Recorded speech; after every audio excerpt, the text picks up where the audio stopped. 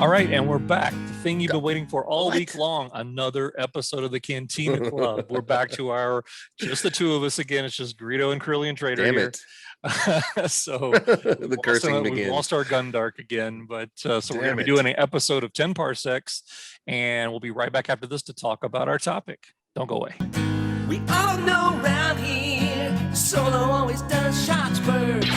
Singing your no, raise your glass, and sing your no. Sing it with me, your no. I like how we're beating at different beats per minute. I'm listening to two different Ewok tribes. Yeah, no, I'm listening to the original trilogy. You're listening to the not the original trilogy, but the original, and you're listening to the other one, special edition. In Western Indoor, they say "yub noob." Oh, right, exactly. Yes, I forgot about that. Yeah, you will end up on a fire stick if you say it "yub nub" on Western. Exactly, so, it's taken as an insult. Yes. All right, so again, like I said, we're back. I'm Corellian Traitor. This guy over here is Greedo, and we're about to jump into another 10 parsecs after taking a week off last week, where we discussed Star Wars movie memories with Gundark here as a trio. So this week, for the first time in the entire calendar year of 2021, we do not have a Veriku segment. So no unboxing this week. Neither of us. Veriku, the new name to that segment, considering it's kind of ill-named as unboxings. We never take anything out of a box. Right. There's no boxes involved. There are no boxes involved. So anyway, so it's Veriku, and but we will be skipping that this week, and we will be jumping right into our recommendations segment. We got nothing at all, I tell you.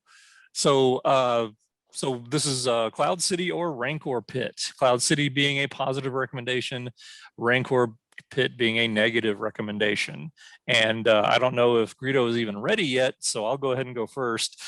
And I actually have. I've had a string of Cloud Cities lately, so I'm going to go with the Rancor Pit this week. Down to the pit. And the show, exactly. And the show I have picked is Corellian, you're standing on a exactly. Oh no, the Rancor. Oh no, the Rancor. The division, the strife. Exactly. So my show, and I know we tend to pick on HBO a lot, but this is also an HBO series. But this one is just it's called The Leftovers. Oh, and this is a famous show. Yeah. And I haven't watched it, but no. it's really, I'm surprised. I started it out, and it was okay, first season. The reason I did, and the podcast will remain nameless, but there was another podcast I used to listen to, and they highly recommended the show. And this isn't the reason I stopped listening, but they highly recommended the show, and just said, literally, I'll quote one of the guys, said, the second season of the show is only a 3-season show, but the second season is the best season of any show in history. That's literally what he said. Yeah. So I was like, okay, well, I've got to check this out. Better than Breaking Bad. Right. I got to check this out and see what this is about. Better than Sopranos. So, and then they even gave the caveat of saying the season 1, just stick with it. It's not great, but season 2 is the best thing ever. And then season 3 is good, solid finish. So I'm like, all right, I'll give it a shot. And season 1 was like, it's all about the not bad. Had some highlights, had some high points. Not great again, but it kept my attention. I was like, okay, let me get to this famous second season. And it was terrible. No. I was like, what is happening? This is just, I don't know. I didn't like it. Couldn't get into the characters. What is happening? It's just like, when is it going to get good? And it never did. And then by the end of the third season, I almost couldn't even make it through. It was just, I almost didn't finish it. It was so bad, but I did finish it. 3 seasons is a lot of time in the pit. Yeah, unfortunately, it was only, I think, about 10 episodes each. In the nooks and crannies from the Rancor. Ooh, but anyway, so gnaw scraps off the bones to survive. So just as a quick sort of synopsis, it takes place 3 years after what basically they're referring to as the second coming. Like basically, like half the population of the world has been, taken away, and these are quote unquote the leftovers, and it's how people are getting along and surviving in this new world. Oh, I thought for 3 seasons they were living off leftovers in the fridge. Well, that would have been more exciting, I think. It's 3 seasonal turkey. You think it's still good? But some of the names in the show, Justin Theroux was the main actor. Amy Brenneman and Liv Tyler is also in there, plays a fairly large role. And again, they all do a good job. It's it wasn't the actor's fault. It was just not. I don't know. I just couldn't get into it. I just just couldn't. It never quite clicked with me. So and it seems to be a polarizing show. What's that? Did you watch the whole thing? You said I did. Yeah, I made it to the end. Yeah. Okay, I have one question. No spoilers, but no, I won't. Does it explain what happened this rapture event? Does it ever explain that? Not fully, no. Okay. Damn it. Yeah, that puts me off watching it right there. Yeah, it's one of those, they kind of just leave it. They leave it up to the viewer to kind of make their own sort of. Oh well, I can just make that up right now. I don't have to watch 3 seasons. You don't have to waste the I can just decide what happened right now. Exactly. So my Rancor pit is the Leftovers from HBO, and it ran from I think 2013, 2014. Yeah, 2014 to 2017 is when that was on.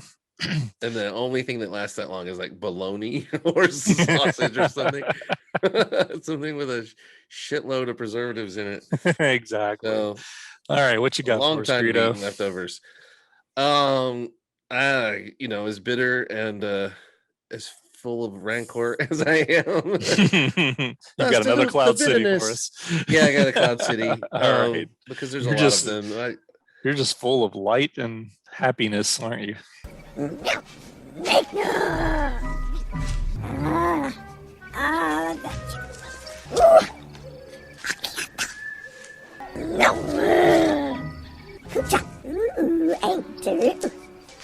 So that 30-second clip was more cussing than has existed in 3 years of this podcast. Right, yeah. It started off on that note today with me, and it's just going that way. No, YouTube, this is not for children. How many times do I have to tell you? Click. How many times do I have to friggin' tell you? Well, at least it defaults to not for children now, so you don't. Yeah, but they keep changing it, trying to entrap you. They keep changing it to where anyway. I've noticed that they've changed it again, trying to entrap you into. Oh, it was for kids, wasn't it? We're all wearing clown makeup. Why do I have a feeling this segment's going to hit the editing room floor? I don't know. Down into the hole in the floor. And they'll throw this into the Rancor. Our editing room looks like the one of the rooms of the victims from Seven. Like the guy he tied to the bed for 5 years or whatever. That's what our editing room looks like. But anyway, I forget what I was going to do now, but I'm going to do an old show, but it was delayed by COVID. It's third season. I'm hoping the third season is good. It's supposed to come out sometime this year, and I've told you about it before. And it's on HBO again. I can't get away from HBO. I know, we can't get Max lately, but yeah, that's all we pick, apparently. It's Barry. Okay. It's about a hitman who doesn't really kind of lacks his own identity and is sort of searching for himself a little bit without realizing it. And he stumbles into an improv acting troupe and acting class in the midst of one of his missions. Interesting. And discovers his mission in life, or his passion in life, and discovers that he's been going through the motions and not having any passion in his life. Gotcha. Okay. And the whole show is about the conflict established between him suddenly obtaining his own identity and wanting to do something, as opposed to the life he's established where he's a cog in a machine, a very effective cog in a very sinister machine. And so it's a dark comedy. Bill Hader stars in it and does a phenomenal job. Obviously known as a comedian, but very good with any kind of acting. He does has a lot of I wouldn't say it's a lot of range because the part is sort of limited, but he does a great job with it. And the comedic timing throughout the show is incredible. The whole cast is incredible. And the revelation of the show for me is Henry Winkler, who played, of course, the Fonz. Plays a major backing role in this. It's kind of an ensemble. And he's just freaking phenomenal. I became a huge fan of this guy all over again. We watched Happy Days when we were kids. Sure, and stuff, and we knew we were in on the joke. We knew it was kind of a joke and everything. Exactly. But of course he was typecast and had to deal with that for the rest of his life. But yeah. Whatever. I actually enjoyed him. He played a side character in Parks and Rec. There you go. For a while, and I really enjoyed his character on that. He was fantastic. This show, they turn him loose, and he plays a very pivotal, important character who is kind of like the Master Yoda, combined with Joel Osteen, maybe combined with, not really, he's not that far of it up, but combined with well, kind of like one of those guys that like that does the motivational speaking or something. But he's part con man, part Yoda, and the show, like a lot of shows these days, I've noticed, and like a lot of shows that end up on HBO, is another exploration of self-centered culture, and human selfishness, celebrating the self, right? Which if you notice, that became more and more of a point of humor in the last 20 years, to where they've done whole movies about it, where these characters just basically have blinders on. They're so self-centered they can't see anything except about how it relates to themselves, and that's where the comedy comes from. They're not. We're watching them and we know more than they do. They're just not clued into how completely stupidly selfish they are. Right, exactly. This show explores that to a great degree, but with effectiveness, because I got to be honest, I'm tired of that theme. When I peg a show now as going down that road, it's very hard for me to get on board and watch it. But this one is so entertaining and so well done. It's so unexpected. I kind of just watched it to check it out. I wasn't a huge Bill Hader fan, but I do like his impressions. And so anyway, Barry, it's supposed to have a third season and maybe I think they've renewed it for a fourth one. They're kind of short seasons, and it's just a very dark comedy, but they let the comedians and the actors kind of chew the scenery and give them plenty to do and everything, and it's just really good. Yeah, excellent. All right, so a Cloud City from Greedo and a Rancor pit from the Traitor. All right, any other thoughts on that before we move on to our topics? No. I was gonna watch The Leftovers at some point, but I don't know now. It might be one of those weird situations where maybe I get more out of it than you do. But I know some people love it. So yeah, you said it's polarizing. It'd be interesting if we were. I've heard a lot of people say they love that show and thinks it's amazing, and other people like me just like, ugh, I just don't get it.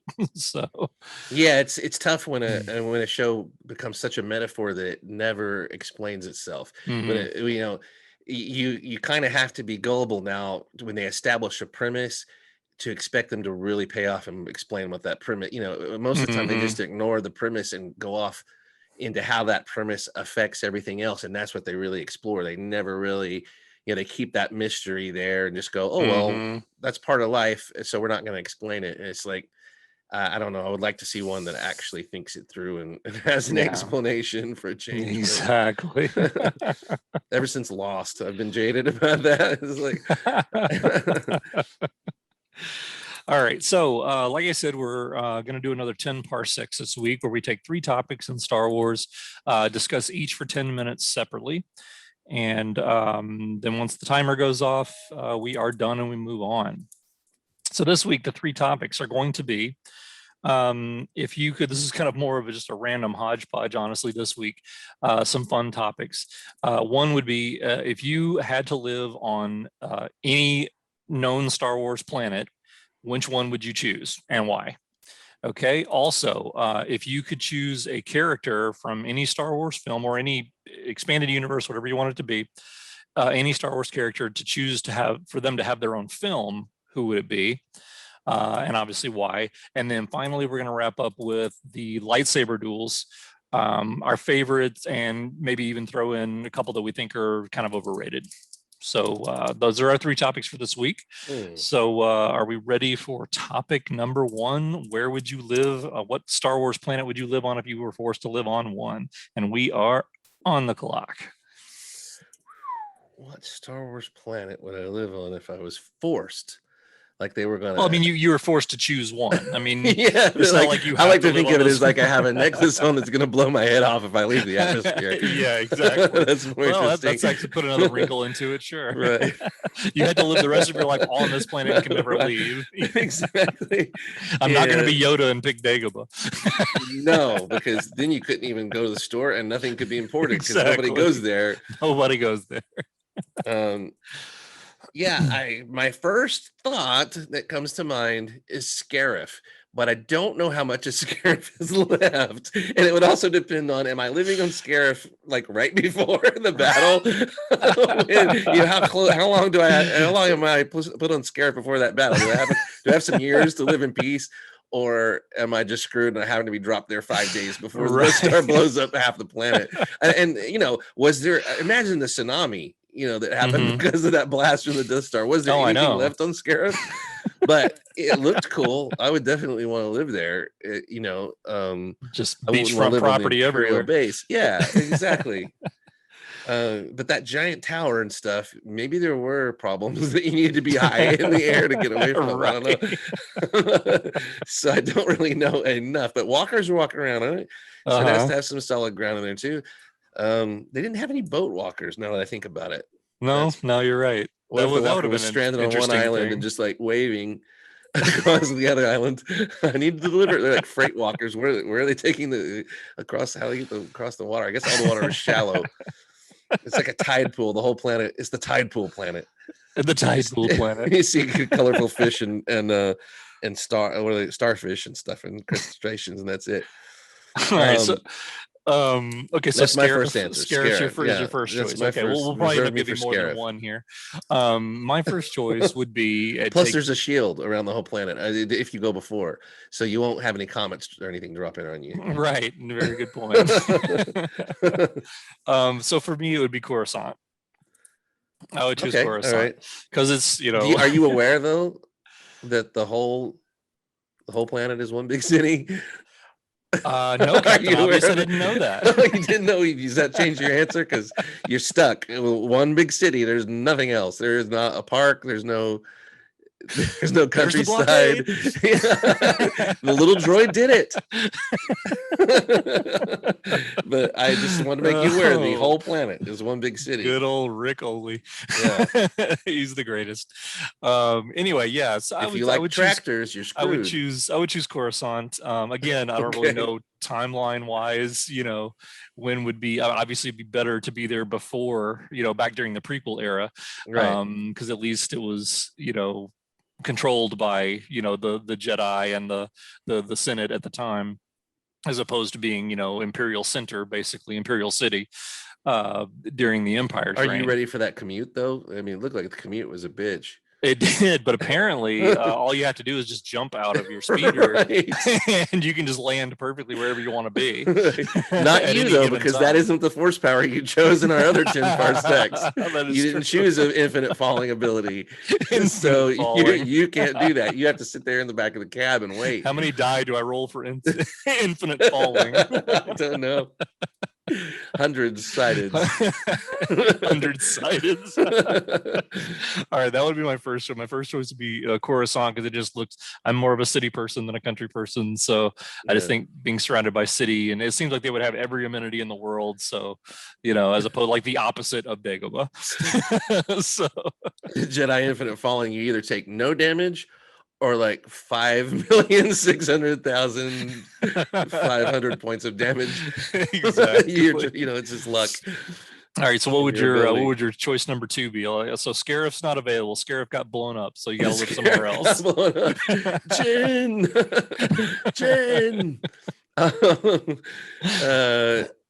I would go with Naboo. Okay. Well, very good choice. Yeah. Very good choice. Because it's got temperate climate. Yeah, temperate climate. It has for Star Wars an abundance of hot chicks for Star Wars planets. I mean, they see it comparatively for Star Wars. They're everywhere. They're queen. They select even some to be queens, and then there's handmaidens. And, love it. Yeah, and the guards are incompetent and stuff, so you can pretty much do whatever you want. And lots of domes if you're into domes. No, it's a beautiful place. That's the other thing. Yeah, it's waterfalls. Learn how to swim, and you can go down and visit the Gungans, you know. And they're freely elected royalty or whatever. You Right. you could just, serve your turn. You could be king or something, or duke, Yep. or I don't know. There you go. You could be, master of Buckingham waterfalls or whatever for a season. And it has the Gungans, which, just last I heard, they stay underwater and not out of the way. So that as long as they do that, I'm okay with that. The fishing would be extreme. You could definitely do extreme fishing shows. Extreme fishing shows. Yeah, you could do a YouTube channel with extreme fishing on Naboo. Naboo. Yeah. And yeah, so there you go. And okay. The Naboo would be a little annoying thinking they're so smarty. And that is true. So they big. always think that their brains they so big. They're swelling. They have some swelling on the brain. There's some disease there, but as long as you can avoid that, the brain swelling, hemorrhagic fever that goes around Naboo. Yeah, but yeah, it's your only chance, just about, to have free roaming women in the Star Wars galaxy in a temperate climate. In extreme sports angling, so I'm gonna go with extreme sports angling. That's what I watch Star Wars for. And if somebody annoys you, you just trick them into going to the planet core. And you never see them again. So that works out too. I love it. All right, so I'm gonna completely contradict myself on my choice number 2, and go what with. Else is new? Yeah, I know, right? And go with Kashyyyk as my second choice. Kashyyyk, that's the Wookiee planet. The Wookiee planet, yeah. I love how that's represented on film and Revenge of the Sith. It just looks beautiful, because they've got beach, they've got forest, I know they've got cities, and granted, cities probably in the trees, but still, and the fragrant smells of the planet would be it'd be awesome to wake up every morning and just inhale the aroma of Wookieedom. Oh, Wookiee land. Oh, yes. I'm awake now. I'm awake. For sure. It's bracing. All right. So Kashyyyk is my second choice. Now, in the 2 minutes we have left, let's pick. What if you roll over in your sleep, though? I mean, that's very true. That's why you wear a harness. Because you're not a Wookiee, so. Exactly. And I would have to get that Jedi Infinite Falling. Yeah. All right. So let me put a twist on this in the final 2 minutes. Okay, so what is the most uninhabitable planet in the Star Wars universe to you? Well, probably Hoth, because it's a choice between Hoth and what's the one that Vader was born on? Mustafar. It's probably between Hoth. I was going to say Hoth and Mustafar, yeah. But I cannot stand the cold, so I could probably deal with being a briquette with boiling lava. Yeah, at least I don't know. But the cool thing about Hoth is the vehicles and stuff. You got tauntauns, you got snow speeders. If you adapt them to the cold, but it just looks so. It's beautiful, but it's so. There's got to be parts of Mustafar that aren't burning. You'd think. No, there are. I mean, obviously, we saw that in Rise of Skywalker. There's definitely parts that aren't just bubbling lava. I have been to Hawaii and around the active volcanoes, and the fog, they call it, volcanic fog, is really bad. So, I don't know. Yeah. That's a toss up, but probably. Yeah, I was actually going to say Mustafar would probably be the most uninhabitable, but I think you're right with Hoth, honestly. At least is from planets that we've seen. It seems like it would be just brutal. But if you're out for a stroll and just a part of you sparks and sets off on Mustafar, you're screwed. There is nowhere. I mean, you can just stop and roll. You're going to roll right into lava or something hot. It's going to set you more on fire. Exactly. And the atmosphere is explosive. It looks like there's gases. It's not good. So, but Hoth, your appendages freeze right off instantly. So, right. And in desperation, when you're living inside of other beings that just froze to death to stay warm, that's bad. So I don't know, but all right, that is thankfully our time on that as we scrape the bottom of the barrel here on the Cantina Club. All right, so moving on to the next topic. So if there's one character that you could choose from all of Star Wars to have their own film, who would it be? And this can be major character, minor character, tertiary character, expanded universe character, whatever you like. What do you think, Greedo? Well, my first choice is going to be a lot of people. Greedo. I think. It's gonna be no, Greedo. No, he's freaking dead. But hey, so was Cassian Andor. Yeah, and Greedo could just regenerate. We don't know. He could be like a slug or a worm. You cut him in half, and well, that's Darth Maul. But anyway, Lando Calrissian. Oh, okay. Yeah, I just think what a tremendous performance from Billy D. Williams to establish the character. Mm-hmm. He was probably done a little bit of service in Return of the Jedi, although they really featured him as much as they could while concluding all the stories and everything. I think they did a good job, and he did a good job in Return of the Jedi, and his survival was kind of pivotal. It was one of the biggest moments in the movie. I remember, everybody being so happy when he escaped from the Death Star, but what a great character. And he's a good guy. He's a good character, but also again has the kind of shadiness a little bit about him of being a little bit of a con man. Well, he's multidimensional. It really, but he's a good lot guy. of dimensions to that character. We know right, he's a good guy at heart, but he's also can be a con man scoundrel type. Yeah, he may have done a few things, but I don't think he's even as edgy as Han Solo, really. At the end of the day, from what my interpretation of Lando. Whereas Han could have some pretty bad stuff in his background, I think. Sure. He could have been that kid from The Mandalorian, who kind of turned on the Mandalorian in that one episode. Right. He could have started out being that kind of cynical and mean and slowly turned it around. I don't think so, but I think Lando is a really good guy, and I think seeing him in some different situations would be really awesome, whether it was Donald Glover or someone else. I would really like them to use a premise, if this is a movie or a show. We were talking about a movie specifically, but I'd like to see a premise where Billy D. Williams plays him and Donald Glover plays him.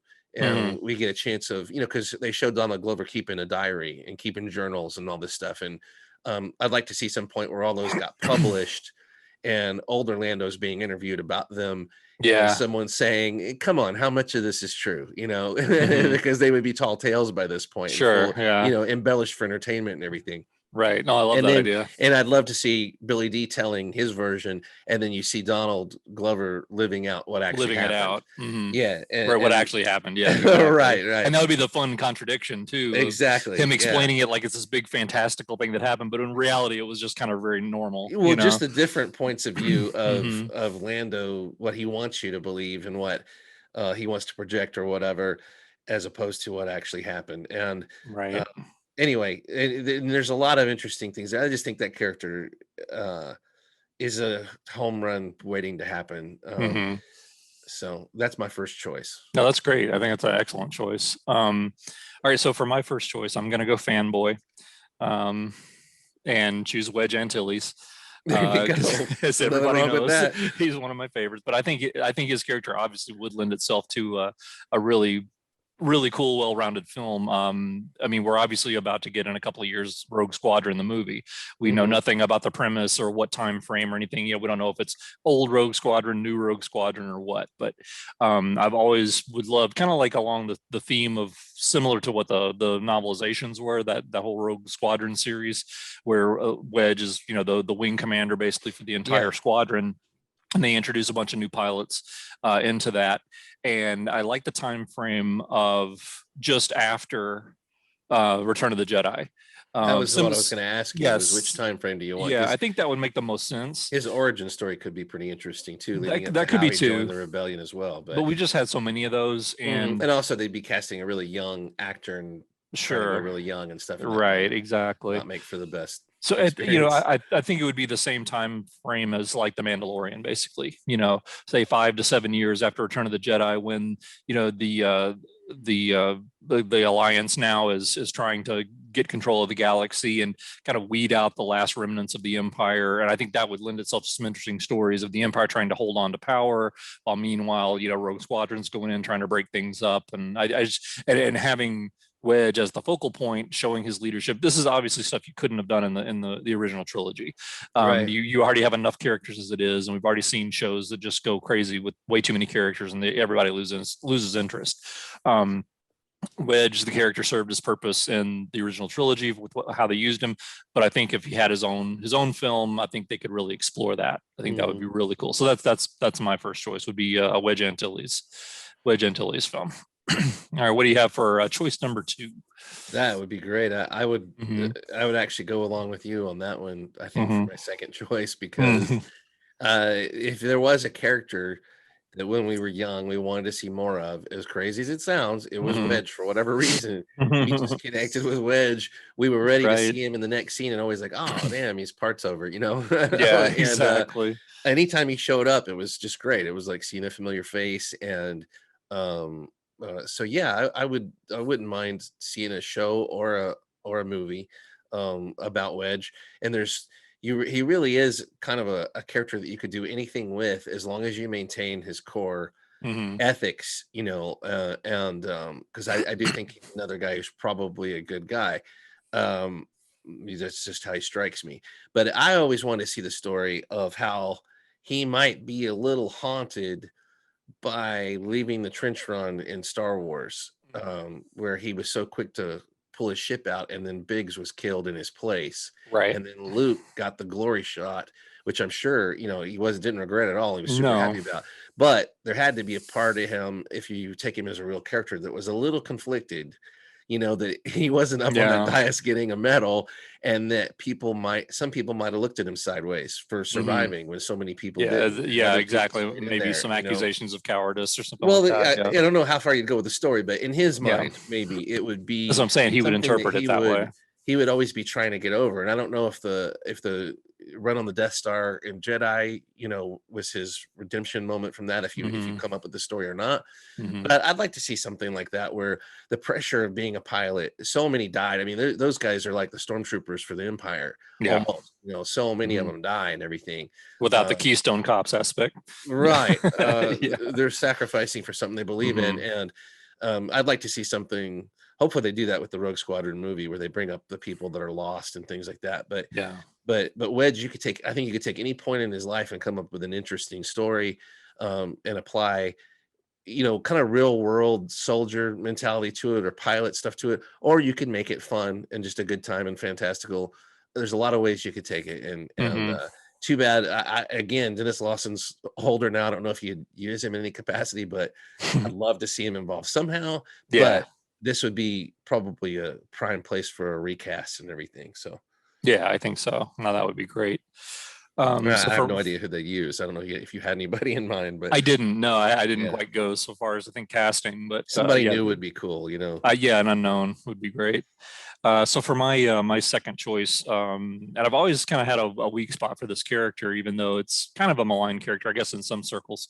But from what I've read in the expanded universe, General Grievous, I think, has a really interesting backstory about how he was this sort of warlord, evil warlord guy who just was basically injured to the point of almost not existing. He's almost, basically almost like almost worse than Vader, than Anakin when he became Vader, that he literally definitely looked worse to me. was dead to the point that they had to make, basically build this, all these robotics around him, his vital organs, just to keep him alive. It's like basically the only thing left of him is part of his head and his vital organs, and that's about it. But I've always thought that I don't know, I guess they gave enough foreshadowing in Clone Wars, because one of my favorite episodes that we've talked about before is either first or second season, when they actually go to his hideout basically, and they're walking through, they meaning the Jedi, are walking through before he gets there, and they're looking at these statues of him, and they're statues of him from earlier in his life. And I was just like, oh wow, I want to see what are the stories behind those statues, stuff like that. I don't know. I've always been kind of intrigued by that character for that reason. Just kind of how did he get to where he was, and what was he like before? That's awesome. So that would be my my second choice. So anyway, so I think there's a few characters out there worth mining for individual stories, or even like mini series that we're getting now with with the latest Star Wars announcement of new shows coming out. So all right, that's the time on that subject, and now we're going to start our final. What's that? No, Babu oh yeah, Frick. well, I thought that one just kind of went without saying. So yeah, sure. Okay, so our third and final topic, lightsaber duels. We're going to talk about our favorites and why we like them the best, and maybe even one or two that we think are a bit overrated or just didn't quite live up to what we hoped they would be. So what would you start us out with there, Greedo? What would be what's the one that just stands out as your favorite, and why? Well, always going to be the duel in The Empire Strikes Back. Yep, Cloud City. The only one. Yeah. Yeah. Luke and Vader, and I could talk the whole 10 minutes about it, so I won't. But it's just masterful, and the locations that they used, Cloud City, to me, it's kind of like the comparison of Coruscant and seeing the outside and the big halls and places where they use for public things, and then seeing the underside. You kind of get to see the underside a little more of Cloud City, and this kind of rough manufacturing type atmosphere, and looks very hazardous place to work, actually. Yeah, it really does. But you get that setting, you get the color palette, the steam, the red and blue, which good and evil, red, Vader's red saber, Luke's blue saber, the blue background, the red flooring, the red ceiling. It's very much like an embodiment of this conflict between good and evil. And it's also a place that they emerge from, and you learn new knowledge and everything. But what I always said about this duel is that it tells a story. It's not just a fight. It's not just our champion versus your champion. And, it really tells a story all the way through. Every shot is so every bit of done. it. Yep. I remember probably the first time I saw Empire, and I really didn't know what was going to happen. And I remembered Yoda saying, a Jedi uses the Force for knowledge and defense, never for attack. And then the minute Luke turns on his saber first, even though it was the first time I was seeing it, I was like, no, Luke, that is right. Yep. He's so eager to jump into the fray. To try and prove himself. Yeah. And something that people were trying to tell him, when people say Luke's a Mary Sue or whatever, Gary Stu, whatever you want to say, he is not at all. I will never buy into even that, close. Ever. And his selfish side is on display in Empire, because he uses I think he had good intentions, but he uses rescuing his friends as his justification to go do what he really wants to do. That's right, which is face Vader. Which is face Vader. And Yoda and Ben have handed him power, have shown him how to harness power within himself, and he thinks, surely this is enough, because I've beaten every situation I've come across eventually. And so he's arrogant, wants what he wants, just like when he was on Tatooine and he was eager to leave. And, he wants what he wants, and he goes and does it. And you can see the point where he could follow R2 and he could follow Leia. And instead, he knows going down that into the inside corridors is going to lead him to Vader. He knows that, and he chooses the path to go to Vader. Chooses a path to go back to Vader. Lets the Imperials cart off his friends. So I'm not saying he's a dark character or anything. I'm just saying no, exactly. I'm just saying there's a lot going on from the beginning of that all the way to the end. It's just amazing, and the way they are able to cut away and cut right back, and every part of that duel is like a different little mini story. Right. It's so I can't remember a single duel in Star Wars, anything like that. Nothing comes close. And to a couple of your points there, well, first of all, about the arrogance, to me, the part that hit me the most was, like you said, use the force, only for defense, never for attack. And the first thing he does is he pulls out a saber, and then, but for me, the thing that got me the most was how he cockily says that, oh, you'll find I'm full of surprises, and immediately Vader disarms him, immediately. I was like, that's perfect. It's like, it's like as soon as he gets cocky, he's like, oh, okay, there's your saber gone, just like that, like it was nothing. And then the other, to your other point about there being like separate stories within that duel, that is very true, because we literally have like 3 stories, and all 3 endings end the same, with Luke being defeated. The part 1 ends with him falling into the carbon freezing pit before he jumps out, and rescues himself. And then technically maybe you could say he won that one because he ends up kicking Vader off of the the carbon freezing mount there. I think that was every ounce of everything he had, though, to pull that off. I think so too. And Vader was training him during that, saying, "You've controlled your fear, release your anger." So Vader's still in control in that situation. And then part 2 ends with him going through the window, not being able to defend himself against Vader, and him hurling everything his way.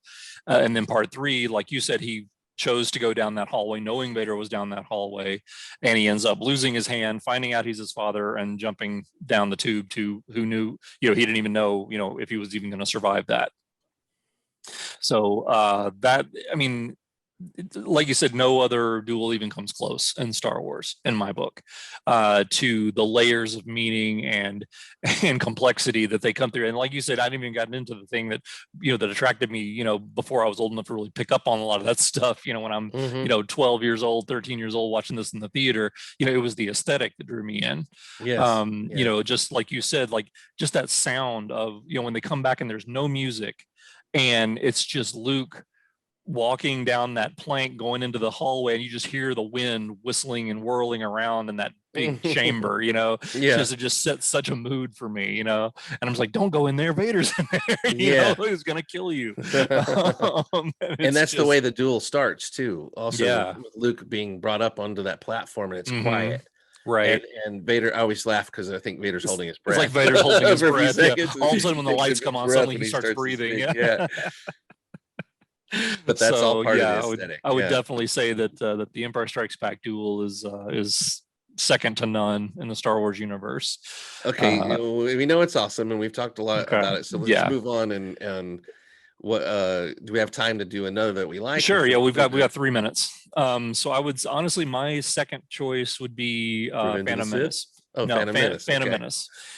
Because of Darth Maul, the double-bladed lightsaber, I don't know, that one just always hit me great. Even though it's not a great one when you go back, it's almost like one of those I go back and I'm like, yeah, it's not as good as I remember, but it holds a special place. It has moments where it's so fast that you're going, this is the best duel I've ever seen, and then it stops. And you expect it to go on. It's so awesome that you're not ready for it to end, which is the way you always want to leave people wanting more. But it's a little unsatisfying because you never fully you see this can of whoop ass start to get going. It seems to cut away to something else, or it just ends.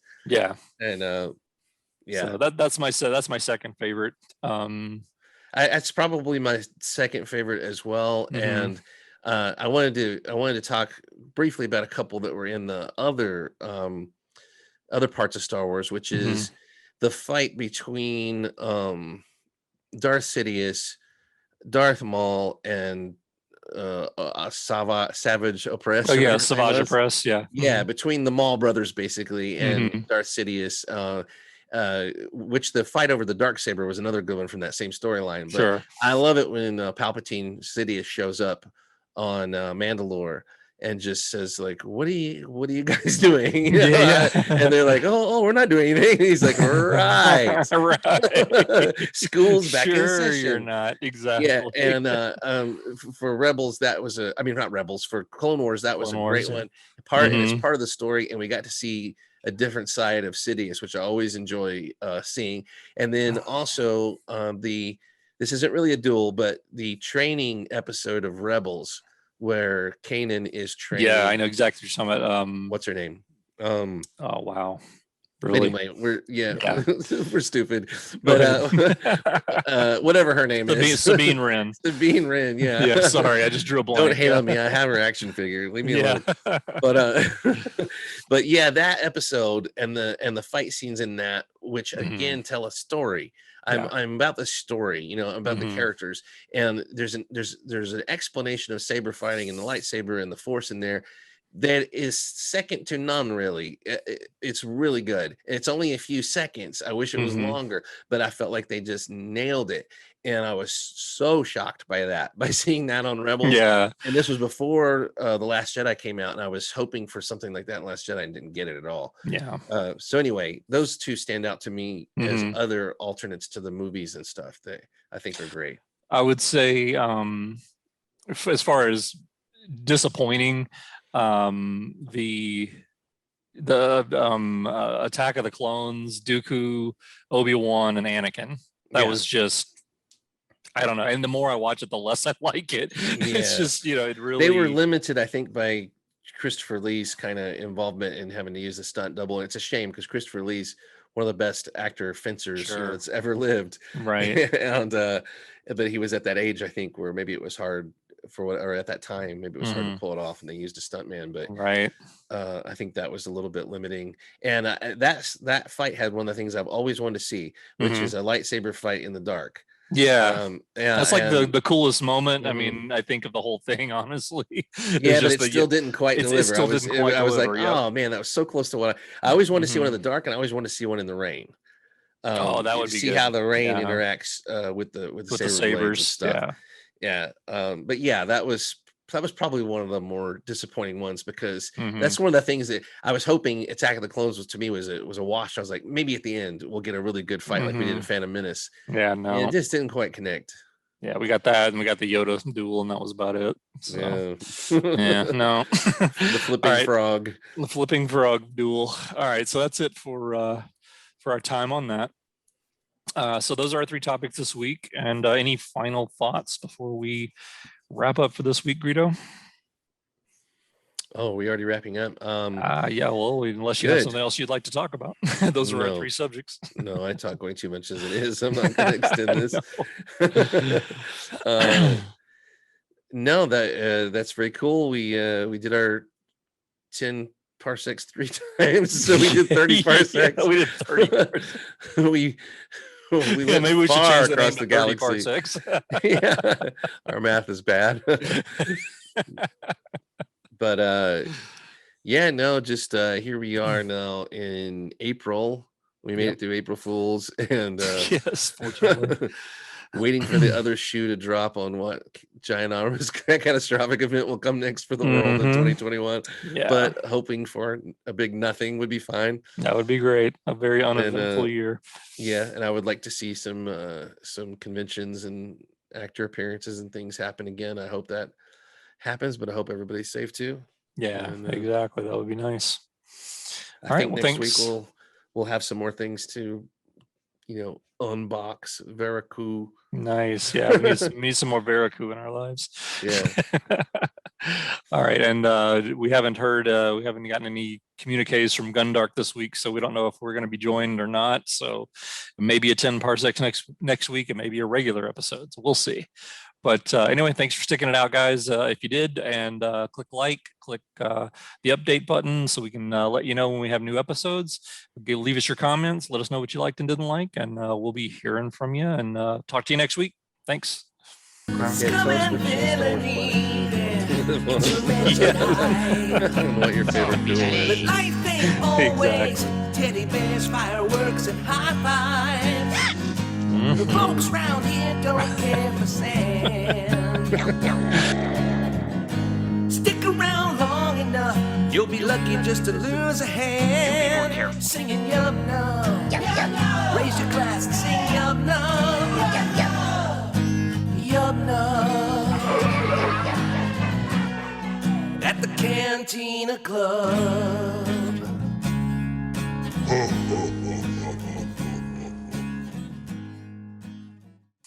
What the